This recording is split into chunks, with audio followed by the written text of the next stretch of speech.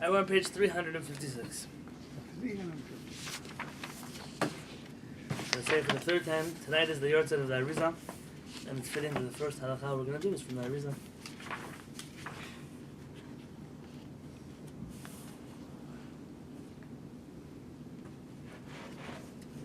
They invented, a while back, a talit called the nitzit,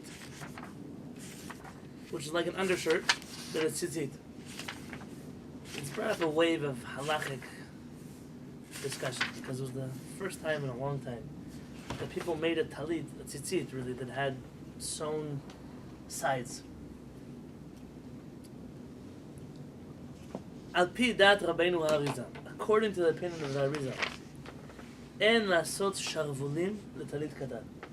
You cannot have sleeves on your tzitzit. What do you mean sleeves? It can't be like an undershirt that has sleeves. The question is really, what is the definition of sleeves? Meaning, if I sew here, are these sleeves? It was a big question. And he says here, if you want to sew the sides of the clothing, or if you want to have some kind of hooks or straps that you on the side that hold them straight, if the majority is open from the where you connect it until the corners down, and he wants to have a place to put his hands. So it's the, are you familiar with the nitzit? It's tzitzit. Demo, guys. It's tzitzit where right here it's sewn. It's like a little patch that is sewn right here, but most of it is open. The very big. See, most of it is open, and right here there's a little part that's sewn. So there are holes to put your hands through. But he says that doesn't really qualify as sleeves. You're allowed to do this. This is not a problem according to the Arizal. It seems like there's actually a Kabbalistic issue with not having sleeves. What it is, I don't know. I'm not a Kabbalist. But the Arizal suggests to us not to have tzitziot that have sleeves, but the nitzit is kosher in this regard.